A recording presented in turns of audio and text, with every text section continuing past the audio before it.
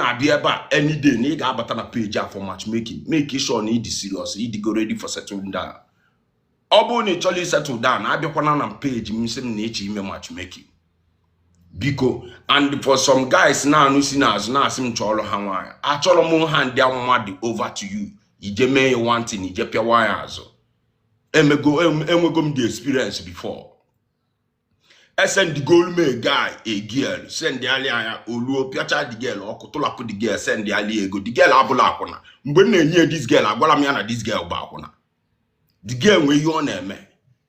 So I need just to address a lot of issues na. I just will not restrict so many things. I am maybe at this page. I could see name everything at the same time. But the main purpose page jabo, I be back, I many things. Yes. In we can bully girl na is nature okay. And you can work up on an experimental stage. You know the API na be ego. It draws serious to settle down. People I need labor, people who serious, people who people who move on, people who pass our drama, but how to fix here. First of all, you have to take responsibility. You can take responsibility as a person before you know to page yourself. I'm going to open a gun on here. I'm going far. Oh yeah, kaka. You have to go.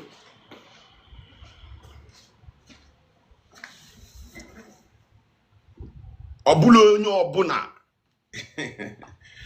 Nurse Dalo. Obulo onye obuna ga anọ here.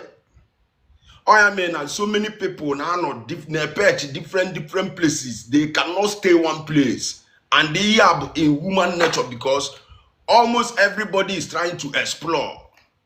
Ebe ga we be palochi nolani, golu popcorn, golu coke, golu midi nolana ne. Because everything I appear about could see number one. And I may talk the year. I be me back and sugar coat to go we against to the day we kebia. We can blow the day like Liene who one nege wa. And we can blow the day related to your matter immediately. You face here the reality immediately. So in our be about first thing in our work, you take responsibility. As an adult, you take responsibility. It doesn't matter your past. Eba abuleba na George mad for your past. You pay na George go presently. Who are you? Get the type of person able. Your past in a drop or presently in a drop. It drop or presently. It doesn't matter anymore. Because the best change any person can make is changing from bad to good. Obule biaba, obuni change gift. Yesterday change with a good person. Change bad. If you're gonna pay G, come with redemption. When you feel you need be a banana, beach now, move on. Do your thing.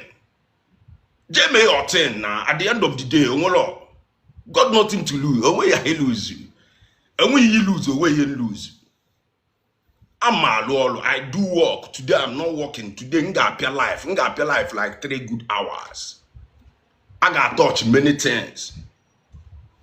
So somebody tell me, yes, in beach, will blue the best person of himself, the best version of himself. A grown up on a business na alaba. This is the only information in there reveal. I don't call.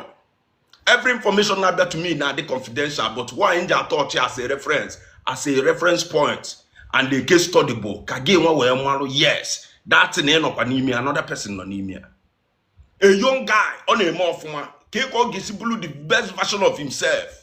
Why every girl whom they meet, and take it serious, only take it for granted. Yes, first of all, you have to take responsibility as a man. You have to look at yourself and add value to yourself. Ini didn't know we give a mirror, add the alone we give value or bro pride. So many times people will mistake you as that this guy change go no way pride. It's not pride. Pride is the kwa. Mbosenga akawa maka pride. Ega afukwa pride. Pride with foolishness. But when you add a value to yourself, people will respect you for that. Ega de reserved. ask him the guy, much time, I know more near number me say he was cause he asked you then at the other side of the phone. I understand our time. I've been there. But the only difference is that now when on a position that guy when the 21 good years. As we advance, most time our age does not advance with our maturity. Our mentality advance with our age. The 30 years, the 40 years, mentally, you have to grow mentally as your age is advancing. Your mental state need to advance. There are many things, if you don't observe those changes, you have never advanced. It can be the same person. So many of you, the 40 years, but it can be the same person able with the 20 years. I cannot mistake that. My mistake, and I'm forgetting and saying a mature person. Your maturity will be displayed when you talk. Your maturity will be displayed, how you carry yourself. How do you deal with people around you? At the end of the day, mature. Don't go and tell yourself mature any value outside. We have to tell ourselves the truth. So another thing, ask him the guy, name with some people not this girl and say, I know you are putting yourself in a circle of competition. Never compete with anybody. This is in fact this is the highest thing help in my life. If you grab this key now, it may go. Never see yourself as a competition with any person all over the world. This girl is more beautiful than shut up, Mechiano. Now this guy can sikobo. Because the moment he define can be changed in the next 5 minutes. You don't know. He define as the momentum, that moment, the momentum can change immediately. The next 2 minutes. Your position can become better, but never be in a competition with anybody. Mpusho the guy ala gbanya ono na akụkụ nshi a guy he can ekwukwu okwu osimbishi biko ka okpochie mazu. He cannot deal with it. Man deal with. How many of you can deal with the truth? You get dealing with the truth. This guy here on in a team and all. How do you practice those things? But he may he practice belly and appear na your own personal life. Personal life Ghana buegazo. In a go gaga among your friends, you may feel threatened. In the circle of your contact, don't build friendship, build contacts.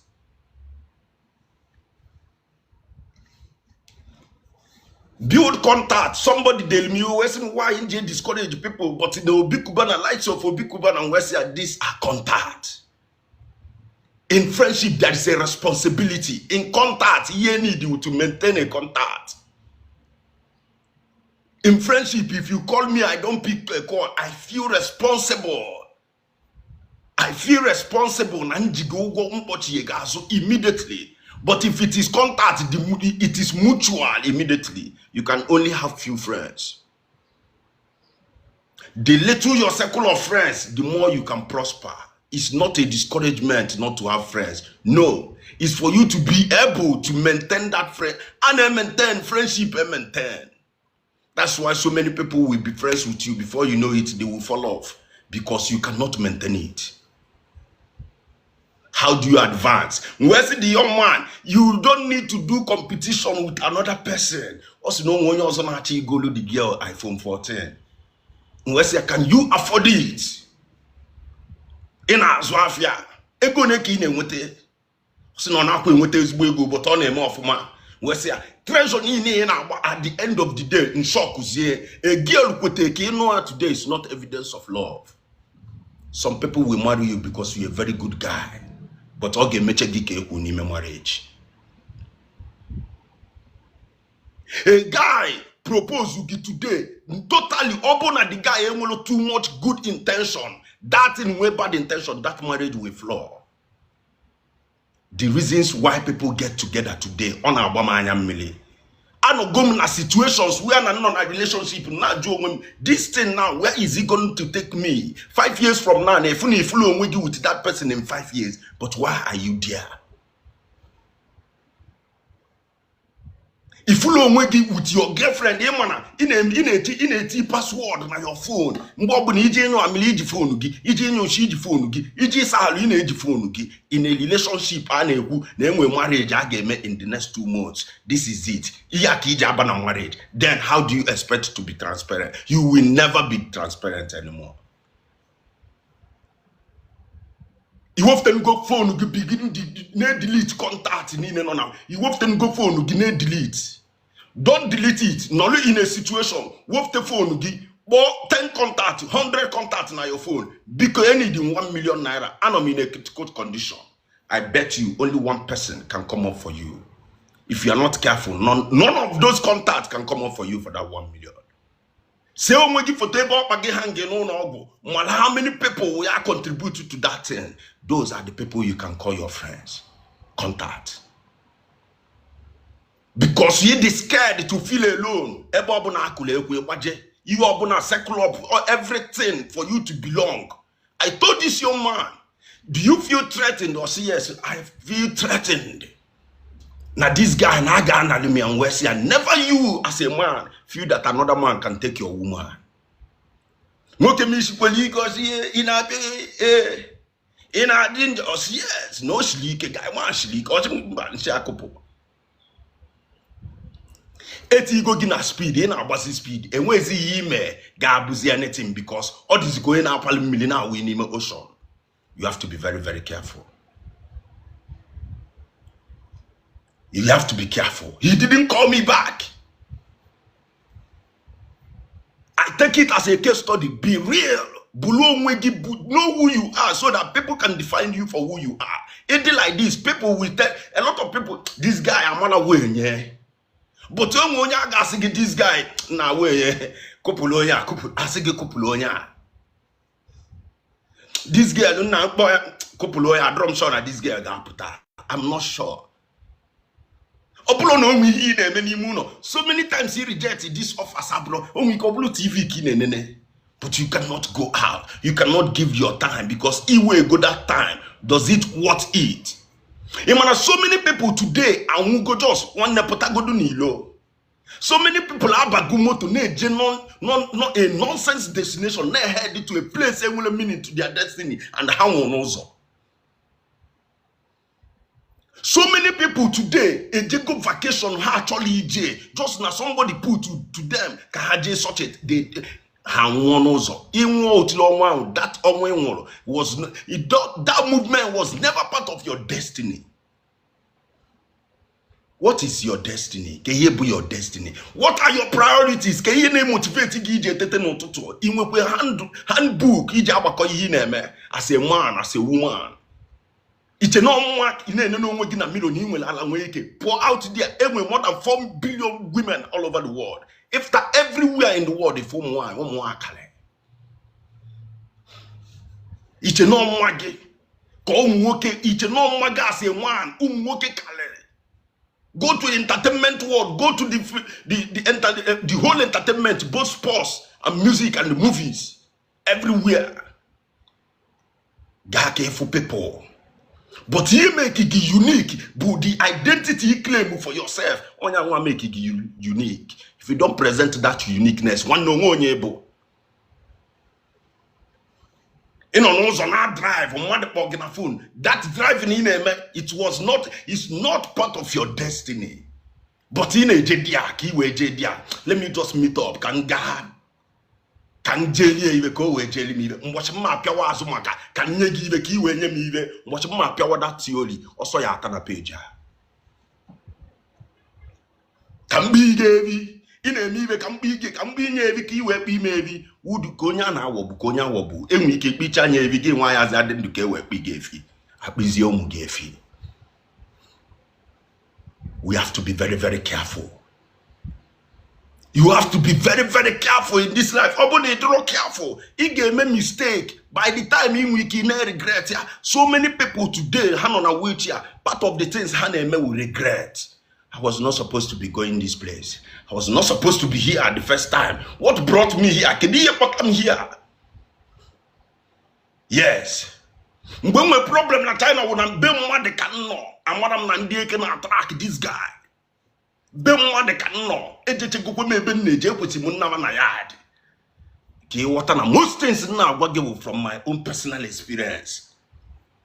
Yes, ekwesị iji m njebebe this guy ebe 9 n'ime abalị ofu obi si m jee na aka ndị gbachali Jack Daniel ka aṅụchalụ mmanya na aka anọkọ na aka akụkọ normal. Because average onye Igbo likely ebe ndị Igbo na-akpọ ka na-asụ asụsụ na-akalikọ a na-eti aka na ofu efele. Those things are nonsense. When you can prioritize your destiny, prioritize your destiny gị na nwanne ekwule change person. Abam dia another dia more than 45 minutes eke boss to the unfortunate part of this story. The guy enene di ọnụ ụzọ onye odi enyo. I just okwa aka the guy rush and mepe ụzọ. When with a lot of more ego again with a man and attract the guy na by me neighbor akwa. Oya problem when I be na China. Street. China street you gain one okay video go do with you before again one happen lo. Street credibility, how credible are you? Ki we no outside there the rough. Mada ngocha mmanya palegi na moto you name hey or palegi na moto go opiasa how many people other people end go their destiny today. Iba moto mada dey intoxicated ngocha anwụrụ nwo mkpụrụ mmiri nwo mgbe even you know anwo palegi na moto ina akuli aka on a overtaking anyhow mugu obulugo je kubuogi they will forget about you. Etu anwe echi we go nya mpa moto kai na ndị a intoxicate in afia na ifia na Facebook is why poor because ndị nwụrụ anwụ are these relevant in today. Choose your friends, don't let your friends choose you. The wisest advice anybody can give you, near the best friend you were, near the closest person, near your cousins, near everybody, they will thank you later after 10 years. You want to belong. Everybody you want to belong. Only name idolize that person in a take as a role model. It's more open like the case, but the reverse game what became a role model to that person. Some of you people, poverty now, but so many people don't let your predicament at the moment define who you are. You will go, but when nobel prestige, I can see no will go with pride or borrow pride, am your value. But don't be lazy. Build contact, not friendship. As a girl, you can build contact. Mokobuna bear your way. Most 90% of Moke bear your way, she sleep with you. But your response matters a lot. You cannot give in to everything that come across you. The price, a man will say that every woman have a price tag. And again, when you can define anything in that case, not a reality. You can make it not to be a reality. Somebody with another different mindset about you. Now, wow, this girl, this girl offered you. And we be one email offer. Emit go me again. Bully je kwa. Kochita na buy. Bully no take money aje go do. This girl sim na beach enwe kwe o. Nsha osim beach na enwe kwe. Nwa ya ajube mu nsha na enwe be kwe osim. Owo na man ya mu je kam fu ndi bebe not like him. Je fu ndi buy before anything. Ala Abraham. Till to that many respect. I may respect this person. The day this girl unudi onye na anu ya no obodo. The day the guy na ati gosi mo onye na anu na buy ala agba am blue the same girl ala agba am mepe onu gba the guy or the girl na eti. What a word. What a word. Imagine no no ihe na that girl uje. Imagine the level of guiltiness me feel about this guy man no. Oh wow, this very, very small. Where did they like a more? What is the come now? Was it the guy? Now this girl ain't no pola po. Gina more than one-on-one. Ibulugonya, Ibiana moto, J. Kotan, Ango Maya. What a clash again, pa. I respect that girl. Prestige, value today. Obuniti mulie today. That hunger may affect every decision in a make. Your bank account, your balance may affect every decision in a make. So many people have lost their life even in this issue. But because the world is so numerous, the world is out of number. It will go to 100 people a day, you don't notice. But special people are losing their positions in this world every blessed day. Respect. Respect your people boundary. Mother siga on your phone, one mother nenyegi one kind hand, on nenyegi just a pushy hand. Respect that person. Don't go and begin to want that person to explain. Now one nama again a big call. If you call, why are you explaining? One respect her. When you see a red flag from somebody, one hold go see red traffic light. One know when the journey is meant to stop. Put value for yourself. Emmanuel, when they're on a phone today, before they pick a phone, they may, oh God, why is this person calling me? You know it. That in Abuko, in Abuzi, a liability to that person, but you are still forcing that friendship. That it means that small value can win on Abuzinana. A guy in outside, a guy getting ako, on the outside, go travel, a guy is getting watching Logano, mezi travel, metezi travel, luo for young okeshu obodo ibobata, obogi, na baby, na with my guy batan. Now this guy is shy, or the shy. Because you just follow them the guy, because kene. JK for the guy. It's just so say you nya we piagoko, no nya badogi no de no ga no go no zigi job do ibo yan woke bata or say gi jeze for yan woke as a hook up on a music organize ni where's value. You have to strategize yourself. You need to build a wall of resistance. If you don't do it, o one make onya wobu no work aba. A guy may be approach no na che no ga no erenda go switch go get to another pattern. Obugo le pimp nishigi. Ogwago gi jeze for yan woke shi obodo ibo bata. Ije na hotel or say oh yan woke or say don't worry na this guy game over of him. The guy enye give 500,000. E wala na abugo level ogino na. And the Mala, we are talking about people's sisters, people's daughter. We are talking even though ni father ni mother, you have to have a sense of dignity for yourself. Even though ni family, you sisters, you alone, you still have to maintain a sense of dignity. If not, igabu a playground no wa. And at the end of the day, if for that 500,000, if for that 1 million, man J Baulu, you may regret your life. 10 years, you are very sharp before you realize your mistake. How can you be confident? The confidence is not pride, but in we get because as a confident person, you believe in yourself. As a confident person, you will be contented. If the confident, stroke, contented, or match corner, a quality somebody never possess. Kai go do now. Jen follow me na my YouTube. Most of you people are subscribed na my YouTube. Thank you for the gift. In the name gift, you never follow in the name gift. Yeah, name Bible. In short, akwe fu page a. On last post me asenge page e bia be emule ye na. Ena ina eme ye with people and asenge ke di ke de bonye eshi. Save one of the video, any clip you send, save all. Send the alia mother. Kobaka. The voice behind this thing, this knowledge, take. Lap the voice, just take that knowledge. Lap the individual, take the knowledge. Don't idolize me. Just take the knowledge and put it in yourself, in your things. Or you now walk golum. Or walk golum for 37 good years of my life. Yes. I got school, but if I work with and gas school, you have to. A belem ne melindi onyo bonadi from 30 years down, and the belem ne melindi from 30 years up. Ye belem je melindi 30 years up. They have not really realized how to move on from their mistakes. You made a mistake for 15 years, but you are still lying down on your mistake.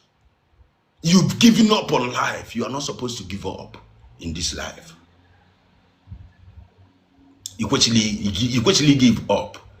Indeed, this is less than 30 years. You are still wallowing in your mistake. In a helper, in a destiny breaker, something that will ignite your salvation. It will start from you. I realized in this life that when I was in street, I'm not and Jena 30-story building. Njena 30-story building. Nima banye one in neighbor. Sober moment. The moment that I face the reality, Alana Obama beach, or ya can get make it that, or ya can get on me. There must be a change. Yes. At a time, I begin to implement a lot of wise decisions. They restrict illegal movement, things impossible out of the ordinary. Some of you people as young as you are, you want to control. If they are addicted without help. So many of you people need to seek a rehabilitation.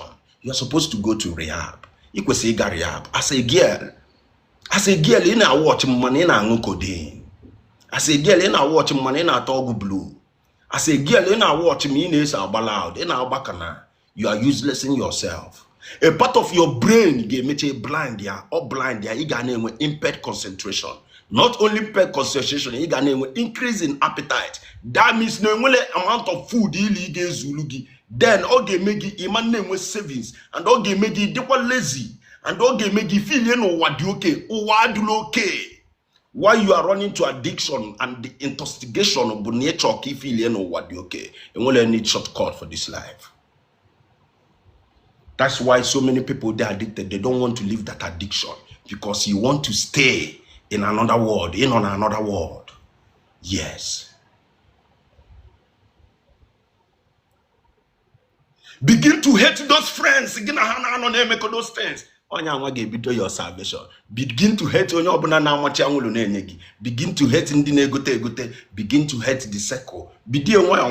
I say one do will bottle the epi one day. 101 keki gesi we put on such a circle. You get hate be go do those people. Everybody Guinean make here. That's your best friend. And what put that thing make again at that person, that friend, best friend, that person will leave you immediately and make another person they make that thing the best friend.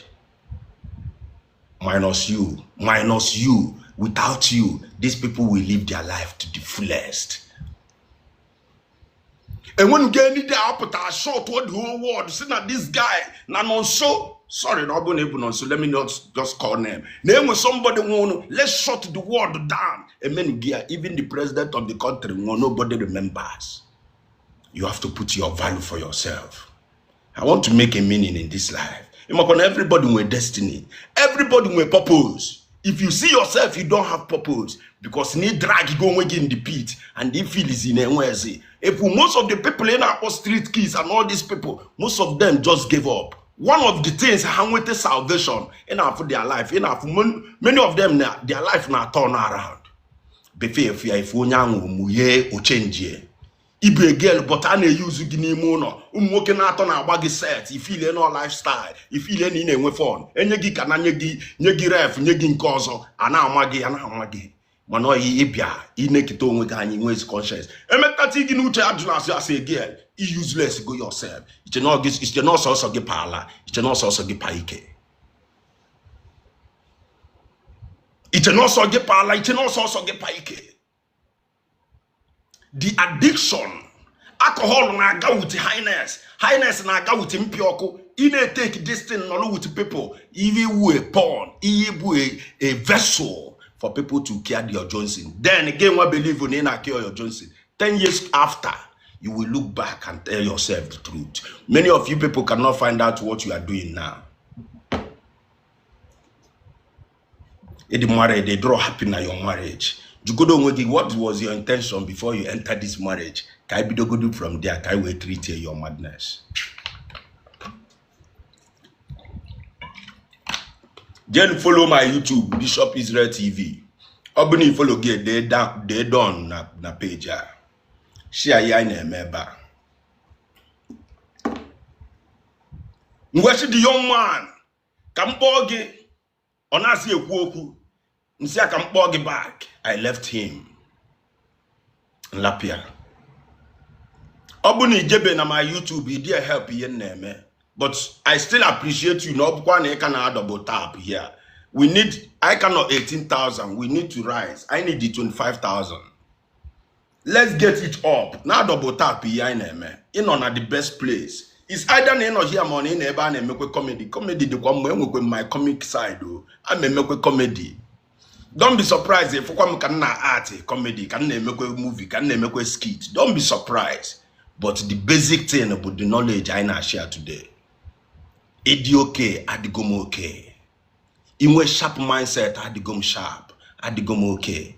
My words ne will tell you no and all help for one person and we go legacy for the humanity.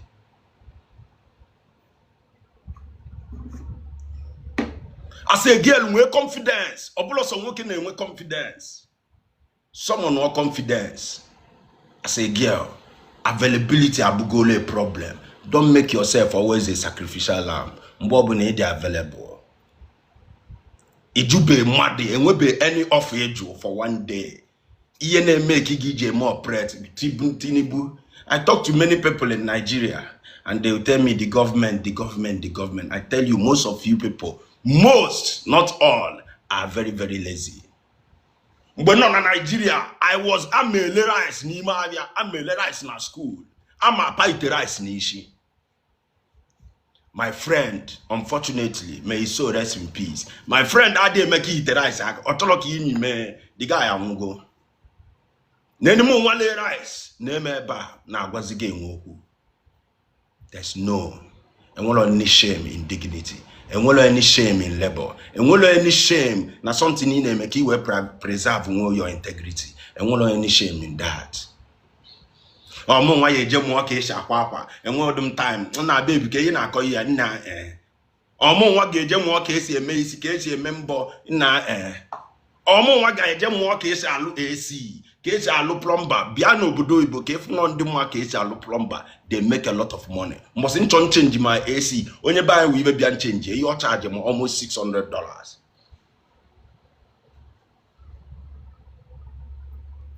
Yes. It's even under one day.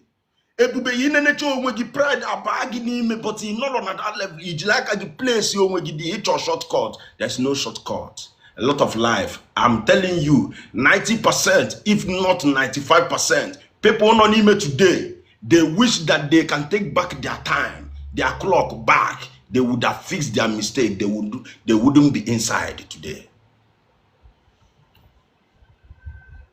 90% to 95% wish they shape back the time, the hand of the clock back for them. They wish that they will not be inside.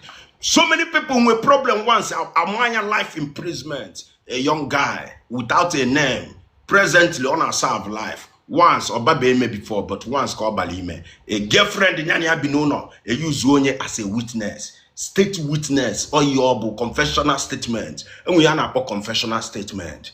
Confessional statement be somebody getting not close. Believe you normal about you. Do a state witness. Work with prosecutors. Ejilia jail log. Ige Jezibonga. Yes. So many of you people are not anything about the justice system, but in on a hot lane. So many of you people in on a hot lane. Bogral mbaka onozo mmadu je kwe sentence nkie.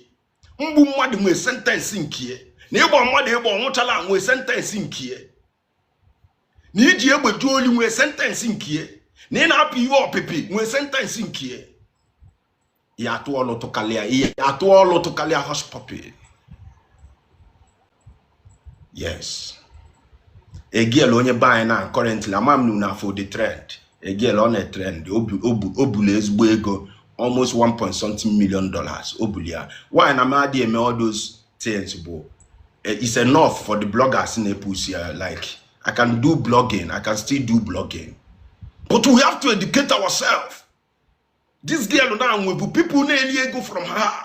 But now she's going inside. Watch how people will forget her immediately. One new problem today, everybody, you will forget, you will be surprised how the time, how many seconds it will take for people to forget you.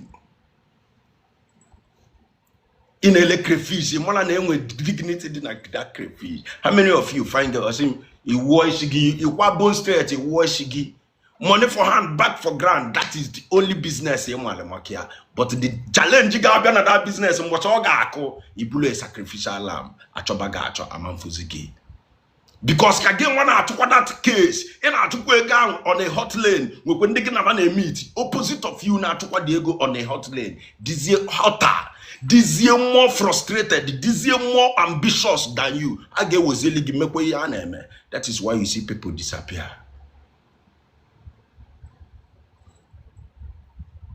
Set your goals. Set your goals. Set your goals. If we're not why do you laugh at people? No fast lane. Why I talk down on people? Why do you that person now he can live more than you and that hot lane? Obuni wele grace to exit. Obuni wele grace to legitimize in the future. You don't know what's going to happen. That's what you call karma.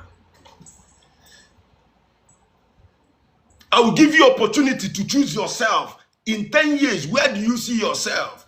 And in 5 years, where do you see yourself? You are not contented. That means you will never change in this life. Contentment will be the highest gift God can give anybody. Without contentment, a reprobate-minded person. Omega say a girl, he dey meet a guy love, okay? Now everything, but you will never give him back that love. Every love you know, the person will be fake love because he draw contented, he the wicked. Any person who will contentment, the very wicked and desperate and ambitious and mean. I will repeat it again. Any person who draw contented, the wicked and ambitious and mean, a reprobate-minded person.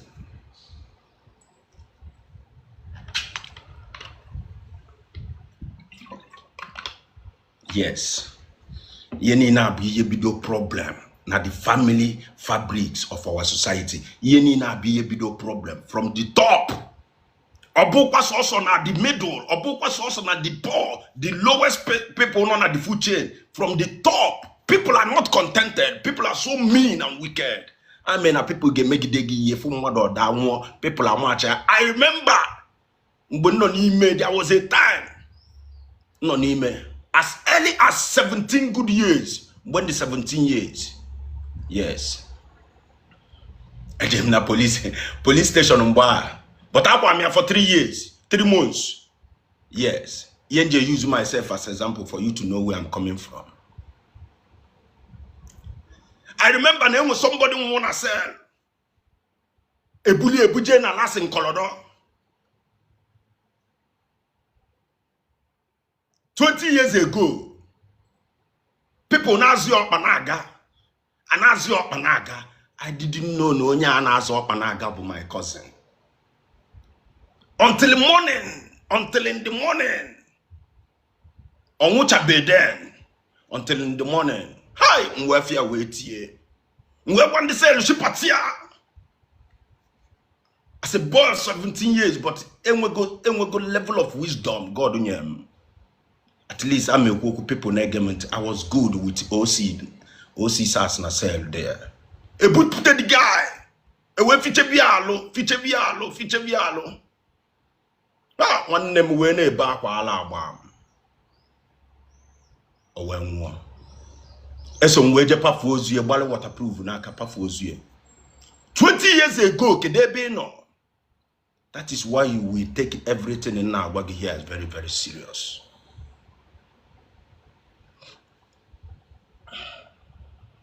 Osi sas enwe ni mesele enwe ko osi sas nke ndime. Yes.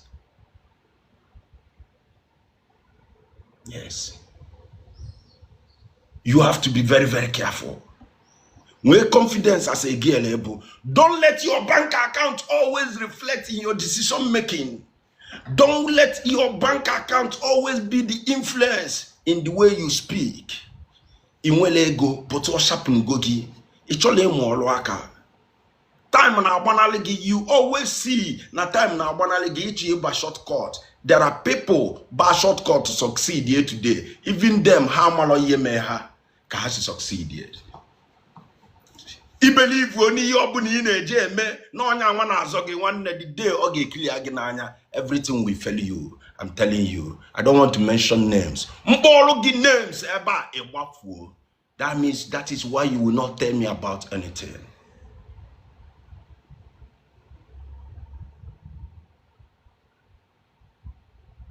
Yes. Mbologi names of encounters, people. Ibanaka. That is why you will not tell me about any. You have to come here prepared. Go do your popcorn. Go 10 milli. Go to ice cream. Go do Coca-Cola. I'm not going to advertising. No matter Coke. Yes. But go do milli nolana. He get wisdom. He get your wisdom. Don't just focus on the storyline. Every story is enticing. Yes. And with my likable personality. But I'm not selling my likability. I don't sell myself here. I sell the product of knowledge for you. Grab it. A lot of people now are scared to raise their girl child today. And they talk about the girl child. You go talk one day make a girl child, you better pass a girl, a baka. Ne release the akukon the movie any story open. I'm very careful. I'm careful not to release a lot of things here. Because when people ne boom, and a be here, and a post here, yes.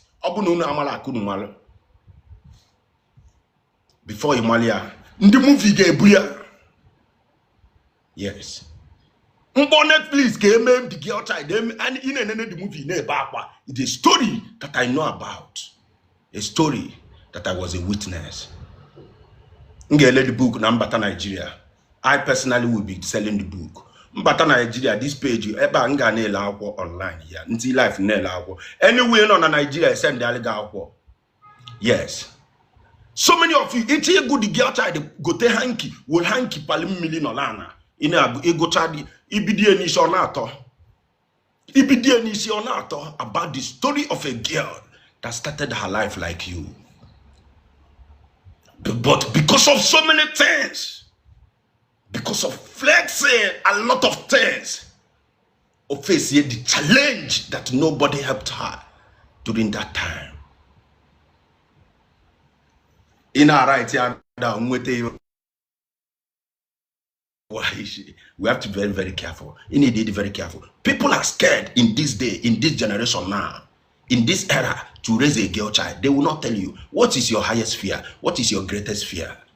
So many people, their fear is not sleeping and not waking up tomorrow. So many people, their fear is to be poor forever. So many people, their fear is that inevitable death that can come to anywhere. So many people, their fear is getting sick and lose their life. So many people, a lot of fears. But how have you adjusted yourself? Even though you have this fear, because everything can determine how these fears, the inevitable, can still affect you. Yes, so many people, I'm scared to die poor. At the time, I won't born them. But there is hope for you. There is a big hope for you. Can there another factor? Game make it different. Stop being jealous. People make you boss on now. Be she. Yes. I is not jealous for anybody. In care about the highest key. Most people ne stick in a page Ndi choka had the different. Light and darkness have nothing in common. Obuni with dark soul, you cannot even be here. Once I release this light, those that still have conscience can be here. They will receive the light and they put more change for them. A lot of people cannot comprehend this level of message, and I'm not even stressed about it. I don't misunderstand them. You cannot comprehend this. or the too much for your own understanding. You cannot comprehend. Jealous. For the guys, jealousy is part of Yaneme. Competitive mindset is part of Yaneme. It's a lie. You have to compete only with yourself. A jealous mind can be a vessel to perpetuate wickedness if you are not careful. Jealousy and envy is the same thing. Before Emalia, he put you in action. That is witchcraft. It's all okay. Anybody open a nogina koko kagema. Yiji contact, mother na yogi contact. Yiji deshi ni kishia Nigeria. I remember a woman by neto. Why? Because I actually, I'm thinking, mba, enwe mi ya contact onya, enwe mi mana male nyegia. People the contact agents na nyolu no boda, but I got how do the contact. One nehe make it alone the contact. But you see yourself, people like, but you see help, you cannot get it. Most people reject to help you because they're jealous of you. Presently, monetarily, financially, okay. Doing well-being, okay. But had the jealous to help you because they are scared you will be bigger than them. Jealousy is the tool of the devil. The worst thing. Jealousy.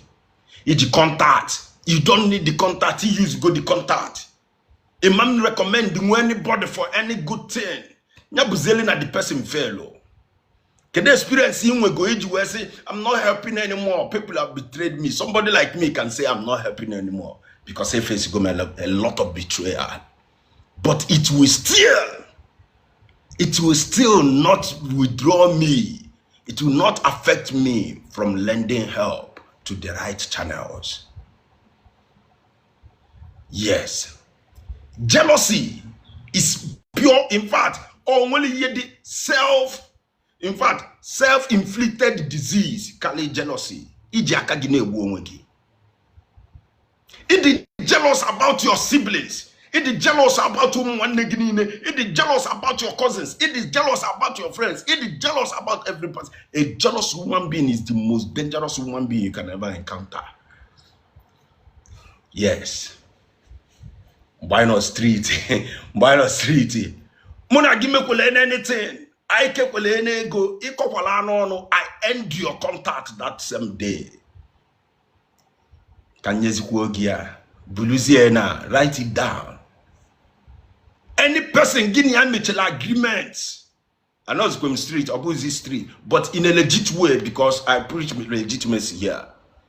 In a legit way, in your money business, ne kwata kwa na need ki supply akwa na America, you need ki me business because no when they need the supply idiot jeme ya gini ekwuche okwu pia oluzie mgbe aga akwuye ego. Onya a change from the initial discussion, the initial agreement, or raise some points. Okwa facilitate. More money for this. Only raises it. That person most time is influenced by jealousy. May avoid your jealous friend. This my friend is jealous, but you still keeping them. Somebody can say that jealousy is healthy. It's not healthy. A jealous person is a boogie without thinking 2 times. When designing spirit came on the jealous now around you. People get jealous because they can see your potential. The ways where mama, if you want to but somebody dig close now for getting mama or the go look jealous. Man will win man again one will ana man eba we will ana bali eshi or the ligi jealous again one will ana. A jealous person can never be contented. Ije na social media madi ine nene utila apoyi ine nene utili shopwa ine nene chu ogba ine nene motie na yo nya na eyi olo klika. Fake, no je borrow to this guy. I know this girl, she's borrowing. This guy, moto. You put people down behind their back because you are evil and jealous. I will expose you. Oh, she get me expose. Mpiacha get exposure now as a guest speaker na page chukumerije. And you another thing. But back again with the 101. 101 knowledge you get mad that waiting for yourself, you will move on. Write it down. From the beginning. Take responsibility. The second one, never be in competition. Third one, be real by yourself. Be real for who you are. Third one, be private. Adekama jump will be private. Be a private person. The private. With privacy. And when you get private, you not share go to room with somebody, you still have privacy. Hi, when allow people.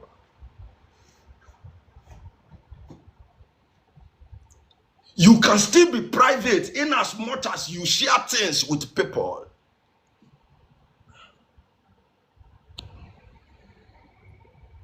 You got doing private. Yes. These things we again make it the difference. You may encounter somebody, that person, I don't know why, but I respect her. I don't know why, but I respect him. Guys, double tap. Una double tap. I mean, in fact, oh, you not double tap. Make yourself nyezegi gift.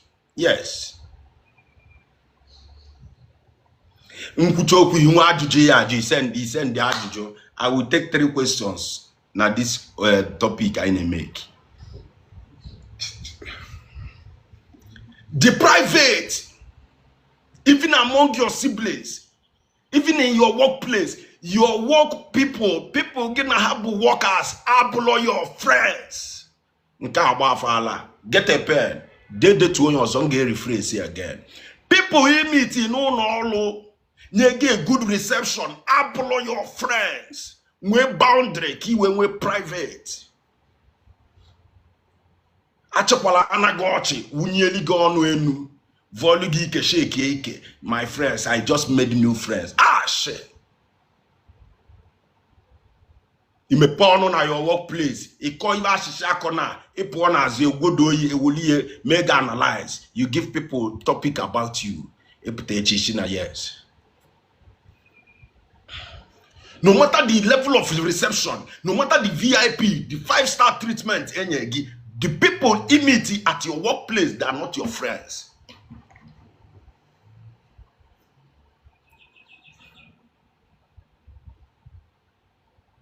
Yes. Ekwene ki make mistake before no look bishi, the level bishi not today. Ekwene ki make mistake, ki regret your own mistake. Ekwene ki make mistake. Many people are gone because of this thing. Now, many people are no more alive today because of this nine akale. Many people are in dungeons, in chains. Many people in a prison today because of here in akale today. But you don't know it. As a girl, after page amafelienu. In fact, again in a page, okay, make it, you become unique.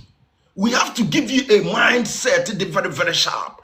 Iron sharpened iron. When you come here, even if you are blonde, brain.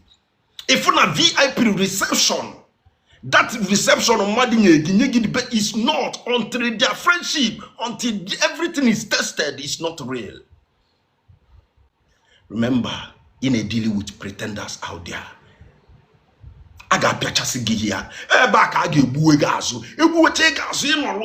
Reshape yourself, save my video, play it for yourself. And now go who you are.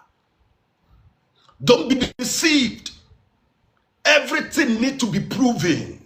It's not all body language couldn't read. Oh, I fell for the laugh. Oh, it's the way whenever he says no. And when my friend, my best friend today, from JS2 to today, my best friend, one. Oh, when you best friend in Obodo, proving since Oboda, 6 years since Oboda, one. And I have friends, but I have 2 best friends. I have 1 best friend, but only God, it's me as a friend, and he's one of my best friends. 2. 1, the number 1 in Nigeria, my best friend. The friendship has been proven. A good account. This guy never temper with 1 naira. A friend indeed is a friend in need. nwoke njem elimi ya ọ ga-alapụ ọrụ ya lapụ ihe niile o jeme ya isi ya thank you onwele ego inyelie echi ya o mesighị o nwekwara ọrụ ọ na-alụ isendi ego mmadụ ewepụgide ego na akaụntụ sendigideli gị ego niile megideli gị transfer mechie transfer onwezi ego wụọ na akaụntụ ya isi ya okay thank you ọwa ịnọtazi kpọ ya mee ya appreciate or they very happy, excited. Some people will say that he's doing it for the money. He's not doing it for the money. It's an with a problem. There are many times, my friend asked me, "Nah, be problem." I trust you.